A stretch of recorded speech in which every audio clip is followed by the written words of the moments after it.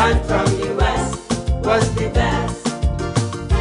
Anthony Williams and Panam North Stars used to put them to the test. Pan from the West was the best. I only singing about the era when the pan men had style and finesse. Pan from the West was the best. This is the saga of the pan men who used to wear the crown when steel band was king in this western town.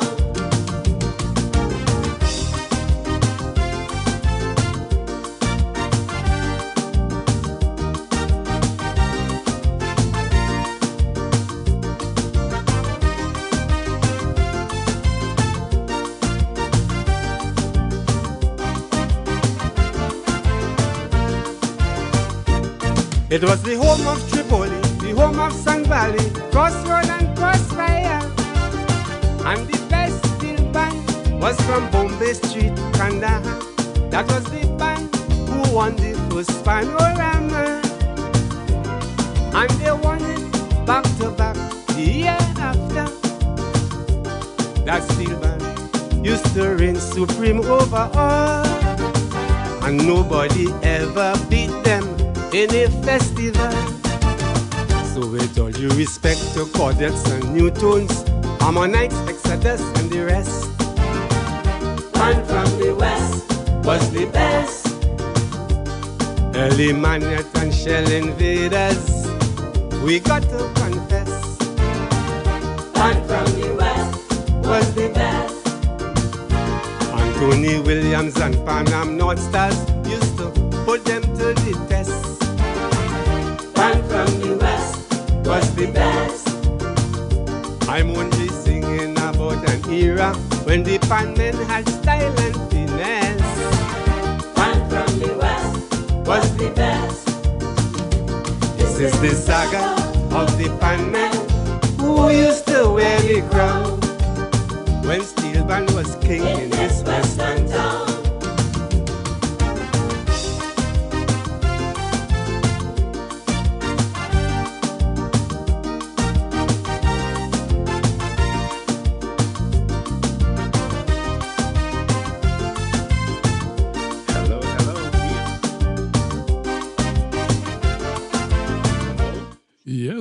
Yes. Pan from the West, Pan from the West. I got my guy on here. Welcome aboard, Don Juan Christopher John. What do you have to say about Pan from the West? Hey, listen, that is very controversial, okay? The records would show that the bands from the West definitely were not the best. And we will get into that a little later on, you know. But much love to Brother Valentino. He made his point, but I beg to differ. He is very inaccurate with his commentary. I would show you later on in our discussion where the best bands came from. And the records, the Panorama records, bear truth to that. How are you doing, my brother? Yes, ladies and gentlemen, that's the voice of Don Juan Christopher John. Welcome aboard, my brother. It has been a long time coming.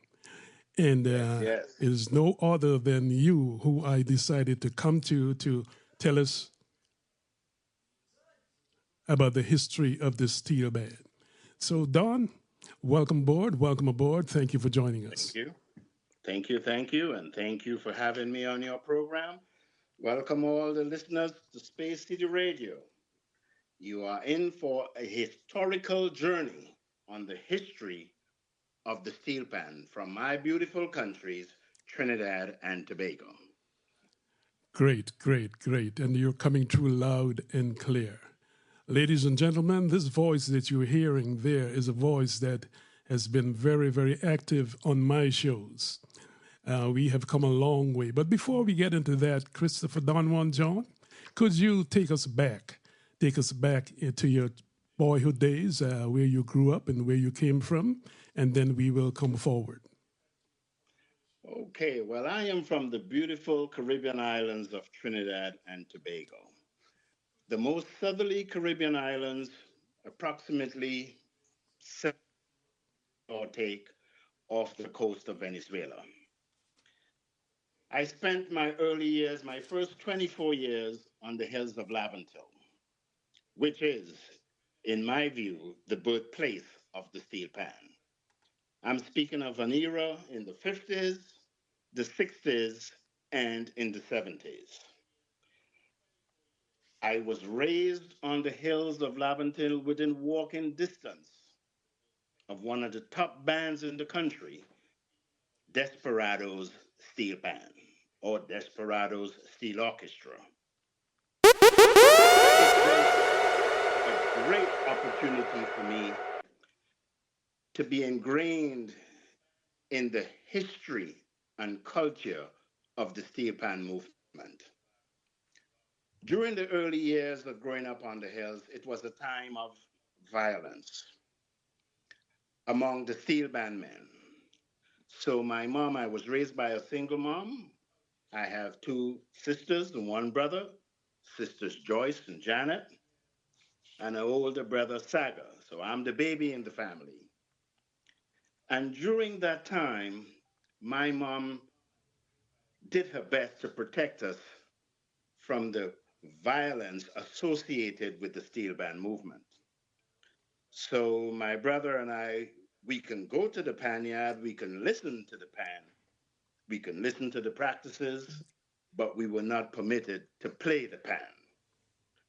However, on Carnival Day, the only band that we were allowed to be in was Desperados Steel Orchestra. And I had an opportunity to visit with many of the old leaders, uh, walk through the bands with them, speak to many of them to gain some knowledge and some insight into that beautiful instrument known as the steel band, which is now renowned all over the world. So of my upbringing, where I'm from, I spent during the school year, I would spend the school time in Trinidad on the hills of Laventille. And as soon as school was closed, I went to Tobago, where my mother is from, to that beautiful village of Delaford, Tobago. So my upbringing comprised of living in Trinidad on the hills of Laventille and living in Tobago at Delaford and the beautiful Delaford Beach. Great, great, great, great. I have a question for you, Christopher. What should I call you, Christopher, Don Juan? What should I call you? Well, we have been friends for so long, you know. You call me whatever you want, and I would answer, my brother. You and I go way, way back. Okay, Call listen. me Chris. Okay, Chris. In my little notes that I have here, it says Yes. you go to the historians for facts. When you want to Yes. know about Pan, you go to Don Juan from behind the bridge. He grew up in Desperados Pan Yard, Laventille Road, East Dry River. Now, for those of you, like myself also, for folks out there in Radio Land, could you explain to folks that are not familiar or would not know what a dry river is? Or when you say you're behind the bridge, explain to them what you mean. Okay. So in Port of Spain, which is and that's right, you have an international audience. So you may have people listening to you in Afghanistan, in England, Germany, all over. So I need to give them a clear picture of the geography of Trinidad and Tobago. Yes, sir. So Port of Spain is the capital city. Overlooking the city are the hills of Laventille. So the city is flat, but on the north coast ranges, the northern range, right? And to the east, you have the Laventille Hills. Well, in the 18th century, you had rivers that would flow from the northern ranges, that area of St. Anne's and Cascade. And when they decided to develop Port of Spain, the, the river would flood the city. So as they were trying to build houses and relocate folks to the city, they were faced with this problem of the river coming down from St. Anne's, coming down from Cascade, flowing through the city. So they decided to reroute the river. So what they did, they started drilling and digging the roads from the east side, going up towards an area called Belmont, and then they headed that riverbed south towards the ocean in an area called the La Basse, right? So they were actually trying to divert the river from flooding the city. So they designed man-made river now going east towards the Belmont area and then south coming on along Piccadilly Street, Besson Street area, and it would end up in the ocean in an area which was used as a landfill called the La Basse, now Beetham Estates Sea Lots. So during the dry season, that river that is now man-made is dry. So in the middle of it, it's a little like a canal where the water would run through. Mm-hmm. Throughout the early years, in the river, since it's a dry river, the kids would be playing soccer, football, cricket, having fun. So that river ran along Piccadilly Street.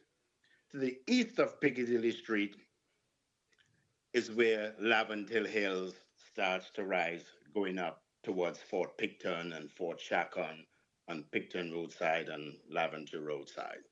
So that is why it's called the dry river, because most times it's dry, but when rain starts falling, now that river takes all the water coming from the mountainous area, St. Anne's, Cascade, Belmont, and rushes it through the city and then off into the ocean in an area called the La Basse, Sea Lots, Beetham. I That's the dry river. Okay, I remember that area, Christopher. I remember that area. You see, right Belmont. You see Belmont. Wait, follow me, Chris. Follow me. Stay with me. Stay with me. I'm following you. Stay I'm with me. following you. Is a stone's throw from Tunapuna where I grew up. You gotta come down by the Labas and go down by the dry river. Right by the corner, they got a big tree.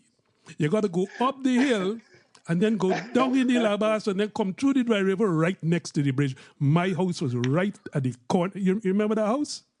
Selecta bird. I'm trying to give a factual depiction of Trinidad. And folks who are from Trinidad hearing you with your depiction, they know that you from somewhere in Guyana, Georgetown, Bridgetown, Berbice, someplace. You confuse the mango tree by the cheddar tree by to the Puda. They don't link. All right, my brother. All right, you catch me with that. Okay. Well, leave the history to me. Yeah, you're the historian. Yes. And I would say I attended Woodbrook Secondary School with the class of 1972. And history was one of my favorite subjects in high school. So I studied English history, European history, West Indian history, right? Later on, I attended Pace University in New York City. I majored in computer science, but I did a minor in accounting, and I also studied history. Again, European history, American history, African history. So I study history. But since I am from the beautiful islands of Trinidad and Tobago, one of the most important history to me was the history of the steel pan. When you delve into the history of the steel pan, you're going to get different versions. It all depends on where you're from on the island. Folks in the southern region, in the San Fernando region, or in the central region, they may have their own history of the birth of the steel pan, because this is not something that was recorded as it was taking place. You would find out later on that the steel pan rarely came out of the the ghettos. It was the slaves, the sons of slaves, the daughters of slaves, and not the rich aristocrats, not the colonialists. So there was no one actually recording the steel band progression. So when you get to steel band history, it is what was told by the older folks who were part of that movement. So what occurred in Tobago in terms of the development of steel band, what occurred in the southern region in Trinidad, what occurred in the central region in Trinidad may be a little different to what occurred in Port of Spain or the city.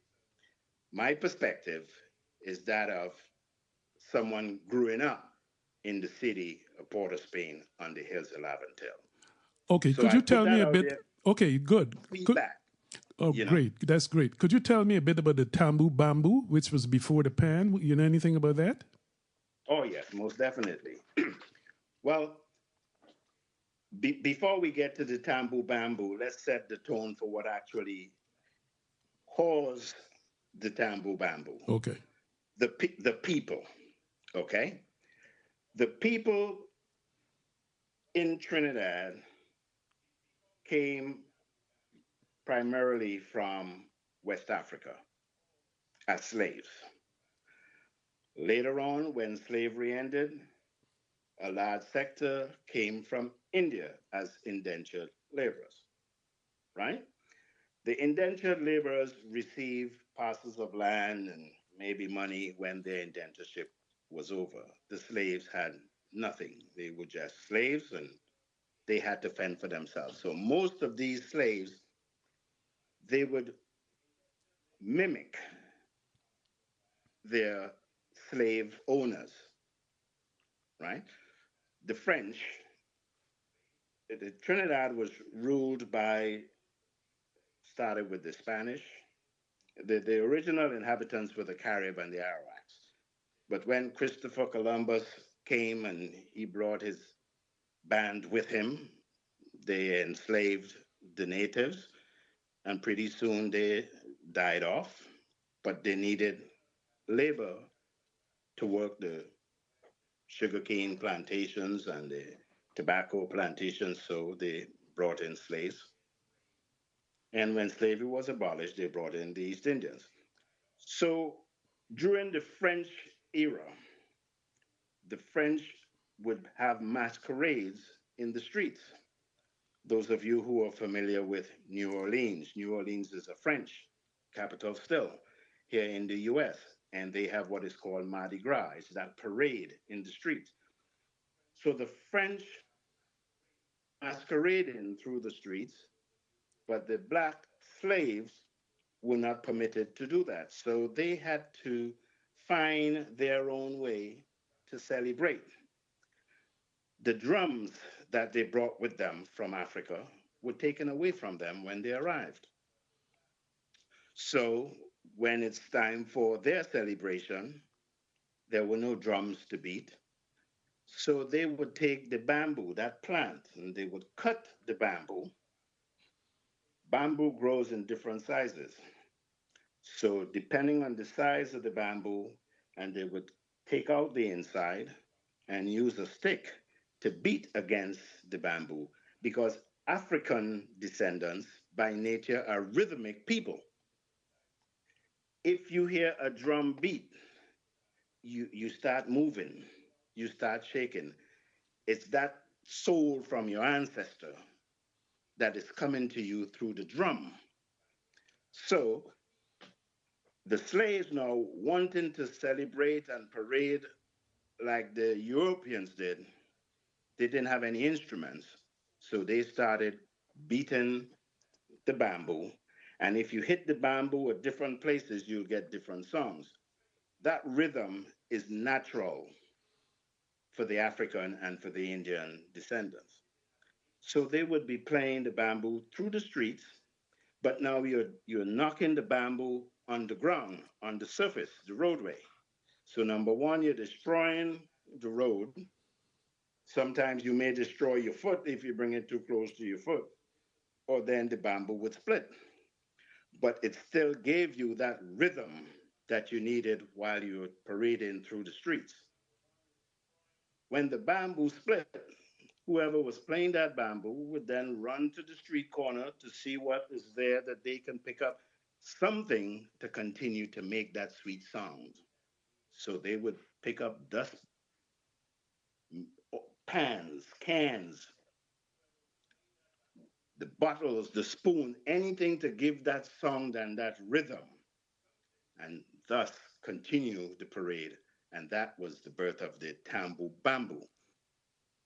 But now, when folks started knocking that drum, you know, the dustbin can or the biscuit tin or the dustbin cover, and they get in that song, it's all coming together with a sweet melody. And some folks say, well, you know what? We could now introduce these added elements to the tambour bamboo, and thus started looking to other things. And here comes the steel band Okay. later on. Okay, before we get into the birth of the steel pan, I'm going to pause for station identification, and I'll bring you a selection, and then when we get back, we will get into the birth of the steel pan. Okay, my brother? All righty. Thank you, sir. Here is Brother Mudada. He's talking about the Mecca of the steel pan.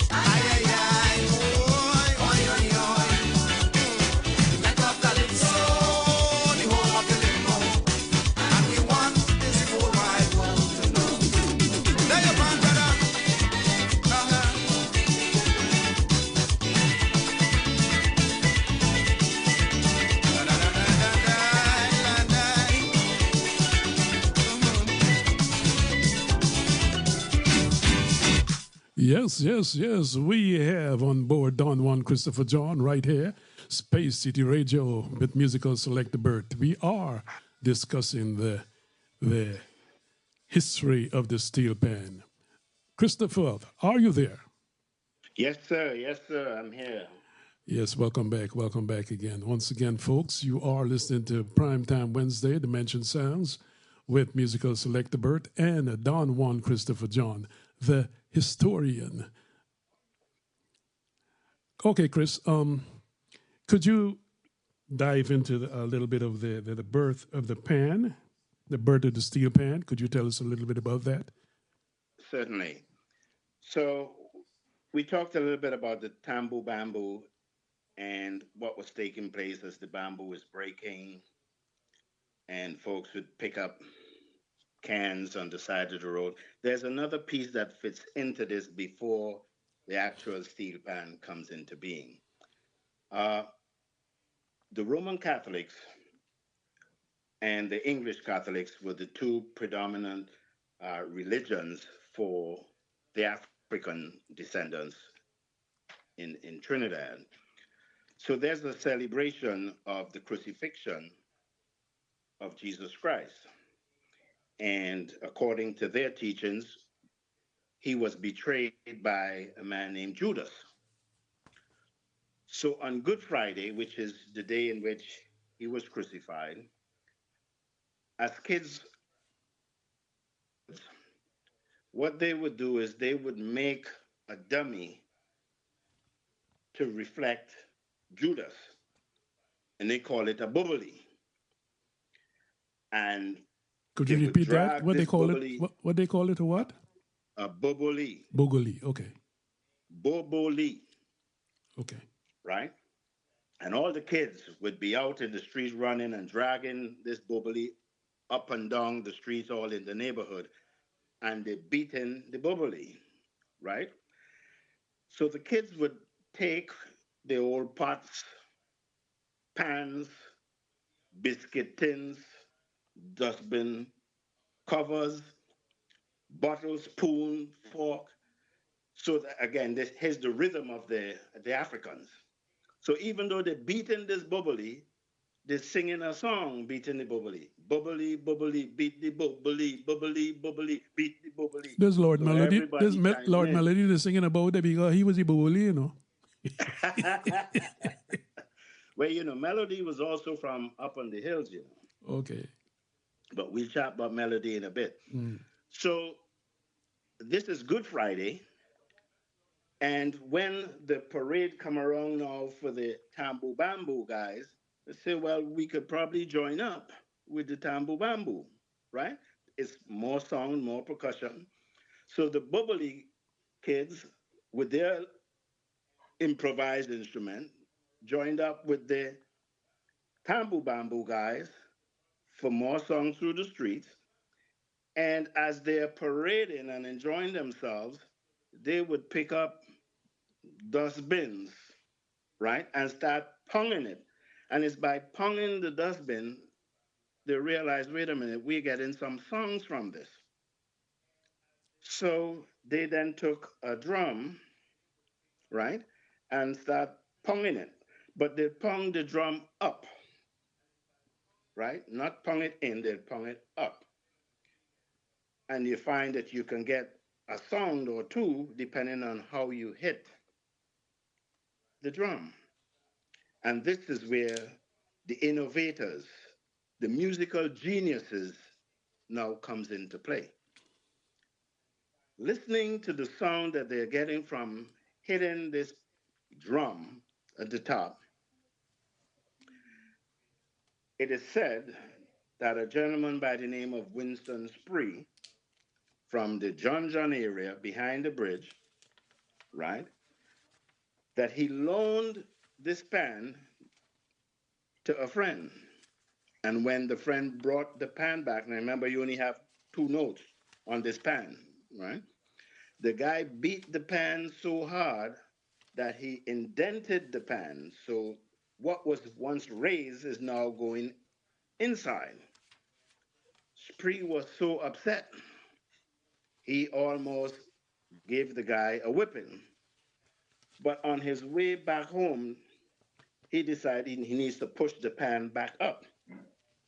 And in pushing it up, you know, he realized, wait a minute, he's getting some more tones. It turned out he got 4 tones from the pan, right?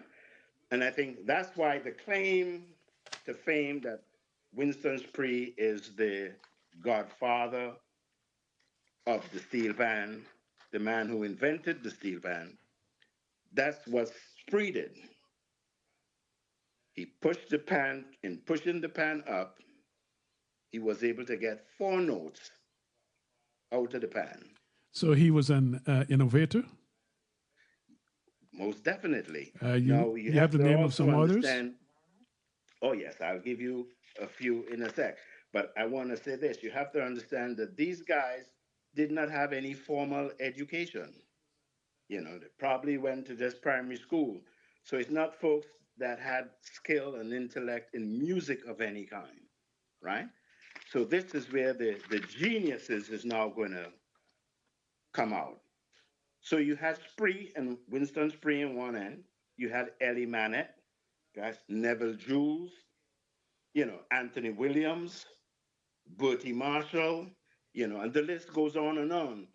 And again, there are so many whose name I probably would not be able to call due to time constraint. So I'm just giving the tip of the iceberg as to some of the early innovators, you know, Denzel Fernandez, Rudolph Charles, you know, and many others. And it all depends on the area in Trinidad or Port of Spain or San Fernando that you're coming from. They would tell you of their early innovators.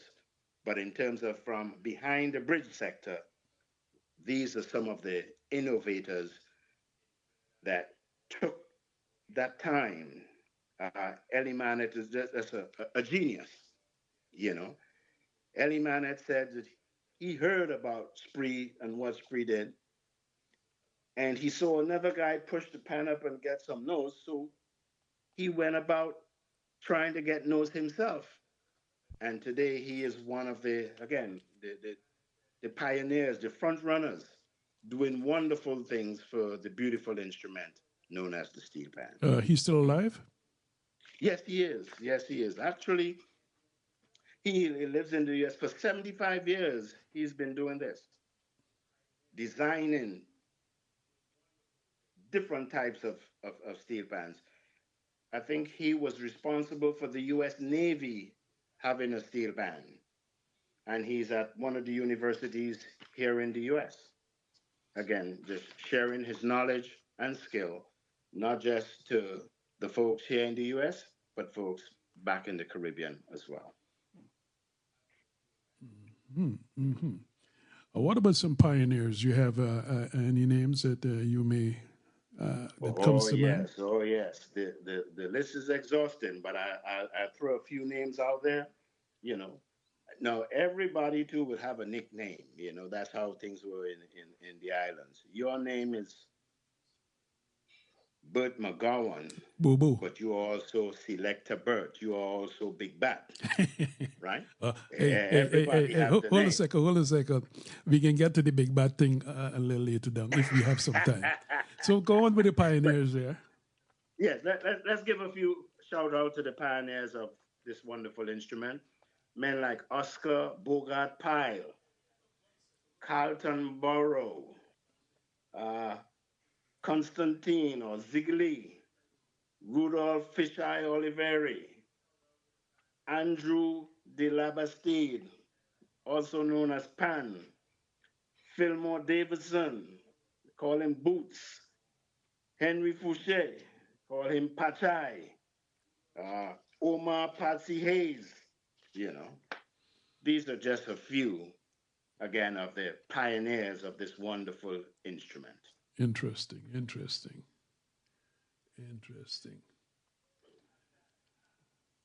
Wow. A lot of information to digest here, Chris. A lot of Yes, information. yes. And once again, folks, you are listening to Space City Radio with yours truly, musical selector Burt, and Don Juan Christopher John giving us the history of the steel pan right here on Space City Radio. Let's run one more selection, Chris. This is Black Stallion, and he's here, and he's telling you about the pan maker. Mr. Pan Maker, he has a message for the pan makers. All right.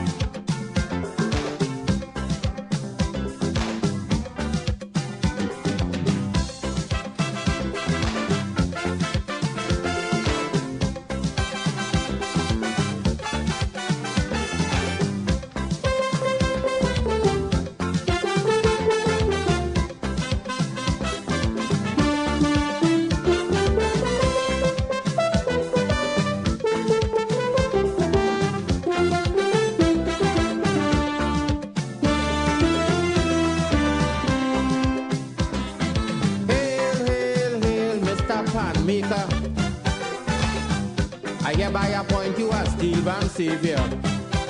Don't you know the whole future of the steel pan? Yes, it lies in you, the pan maker hand.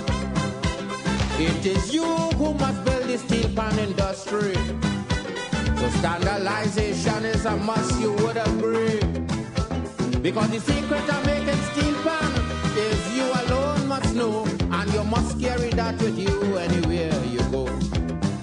You must know how many grams of steel it could take to make a base pan? Or what is the degree of heat you need to burn a tenor pan? Or what is the size of the rubber to beat a high double tenor? These are the facts that you must have under lock and cover. So let them pirates keep the drum, let them rent the skill of the man. But wrap up inside a we hand go be the secret of making pan.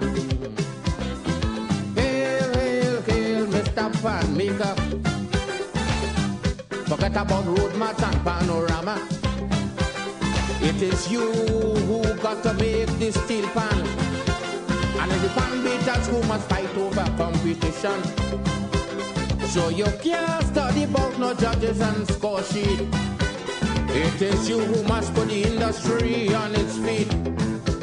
Because long before panorama reached, steel pan was still around.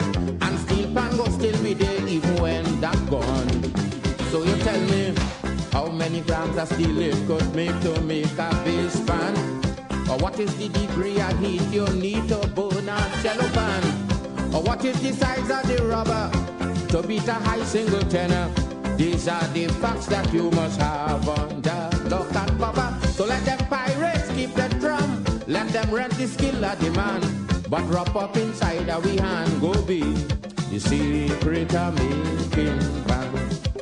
Hit me.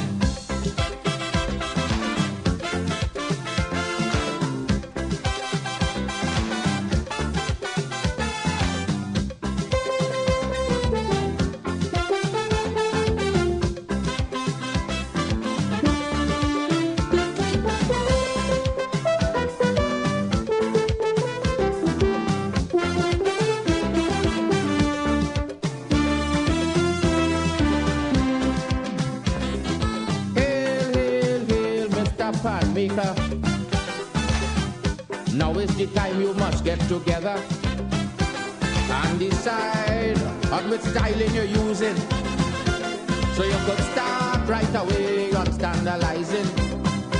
Because we can't keep on arguing forever on which styling that you have today better. Because the most important duty today you have on hand is to try and keep steel pan for Trinidadian. Just remember how many many grams of steel it could take to make a bass pan? Or what is the degree of heat you need to burn a cello pan? Or what is the size of the rubber to beat a high double tenor? These are the facts that we must have under lock and cover. So let them pirates keep the drum, let them rent the skill of the man, but prop up inside our hand go be the secret of making pan. Hail, hail, hail, Mr. Pan Maker. It's time for the scientists and professor. The time is right now more than ever, for we to get the pan down on paper, so they could start sending oil in plastic container. For we don't have we steel mill to take over, then we could walk about the place and beat with chests like we bad, and tell the world pan belongs to Trinidad. What we must know is how many grams of steel it could take to make a bass pan. Or what is the degree of heat you need to burn a cello pan? Or what is the size of the rubber to beat a high single tenor? These are the facts that you must have under lock and cover. So let them pirates keep the drum, let them rent the skill of the man, but wrap up inside our hand go be the secret of making pan. Hit me now.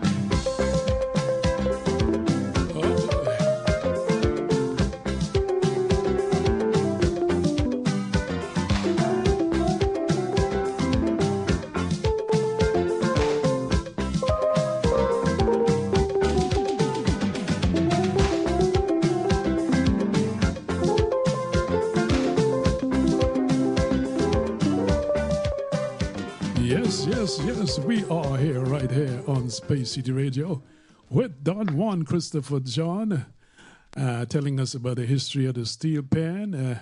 And this comes your way today. It's coming to you. We will have to do a part two. Definitely, we will be doing a part two. Right now, he's going to tell you about how the pan is made. And we will be closing it out with the culture of the pan. So here, Don Juan, come into one more time. Okay, so I mentioned earlier the innovators, right? Winston Spree Simon, the Ellie Manette, the Neville Jules, Anthony Williams, Bertie Marshall, etc. So they have this concept now and this idea, well, we can get some tones, some notes out of the pan. Now, the pan is a 55-gallon oil drum. But now we need to tune these pans for a band. A band is panists or pan players. So there are different types of steel pans. You have the tenors, cellos, guitar pans, tenor bass, and in the bass pans, you can have 6 bass, 9 bass, 12 bass, right? So it's how do we get this variation? So they're going to take that oil drum, that 55-gallon oil drum, and they're going to start with a hammer and a chisel and a stick. The steel band is played with 2 sticks, and the tip has some rubber on it to bring out the sound. And they would actually take that hammer and beat into the pan to sink the pan. Remember, an oil drum, it would be flat to start. So you start from the edges, and you're now beating to sink that pan. And then you would use a chisel to mark out some notes and take the stick and hit on that note. And they're playing by ear. So these folks were musical geniuses. There is no score sheet. They're not reading music. They're listening and getting the sound, the tone that they want. Then they have to cut that pan, the drum, depending on what type of pan they want to make. If they want to make a tenor pan, it's cut at a certain length. A guitar pan is cut at a longer length. a cello a little longer. For the bass, you would leave the entire drum. So after sinking it and cutting it to determine what type of pan you're going to make, now you have to burn the pan. So you would take the pan and put it on a fire to heat that pan.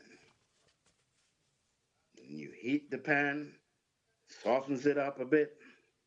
And now you can fine tune and chisel in your notes at the same time while you're pounding the pan with the hammer.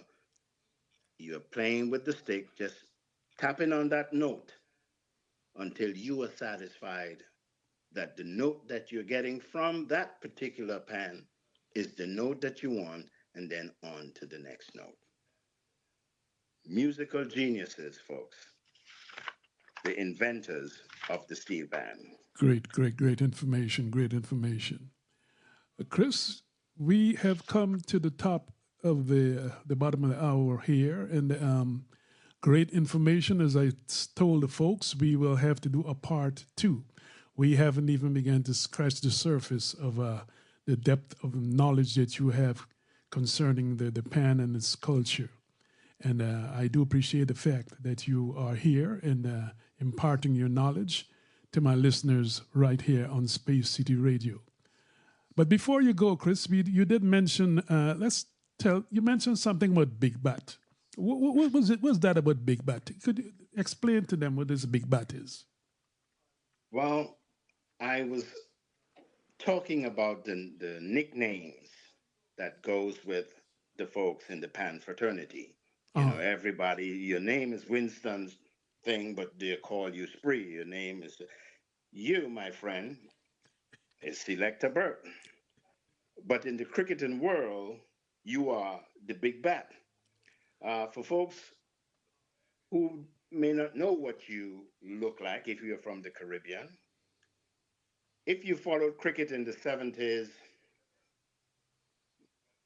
80s, there was a captain of the West Indian cricket team by the name of Clyde Lloyd. Apparently, they come from the same country, Guyana. Clive Lloyd was a very charismatic leader, a very handsome man. Yeah, that part. Well dressed, and a good cricketer, a great cricketer. You, my friend, I would give you the props of being a handsome man, a well-dressed cricketer. Yeah, we come in with that. But I don't know about the great cricketer thing. And you are self-imposed with that name. You see, the names guys have, they're given that by their peers. This Big Bat is a self-imposed name. You, in fact, like Clive Lloyd, you was the captain of my cricket team in Texas. You know, and also the best dressed, and also the best dressed cricketer. You must mention that too. The best dressed cricketer. You had the best gears, the best everything. So it's fitting to say that you were Big Bat and you were the best bat. But that is debatable. That is debatable. The jury is still out on that, my friend. But it was a pleasure over the years playing cricket with you, you being my skipper, and we had a very good, victorious team called We Them in Texas, and we had a lot of fun. Yes, I miss you guys. Yes, and thank you for coming on board and imparting your knowledge. And we will do this again. You know what, Chris? We got to talk about that podcast. I think we should be doing that a podcast. We are working on it, and I could see us doing something. Let's see what your listeners are saying. If the listeners want it, we'll be sure to give it to them. But this is lots and lots of information here, valuable information on the history of the latest in musical invention in the 20th century, the steel pan. And I want to close with this. On August 11th, 2024, the United Nations proclaimed World Steel Band Day, August the 11th.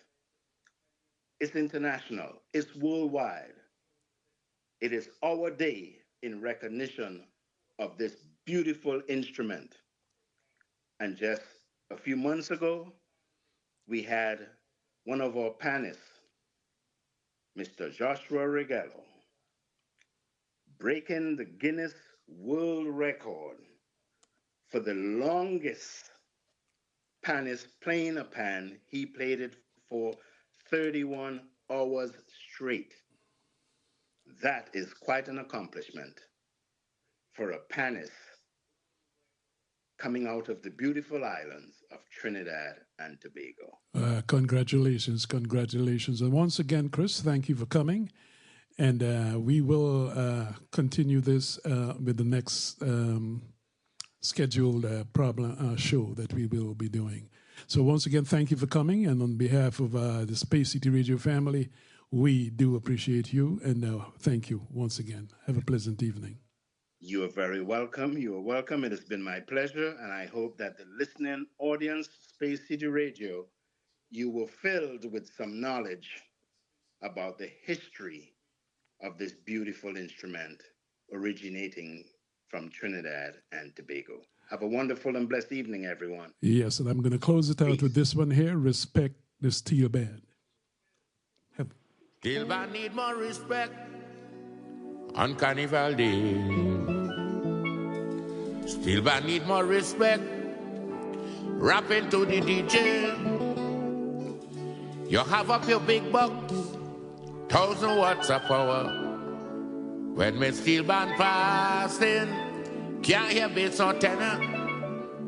Carnival is me, and Carnival is you.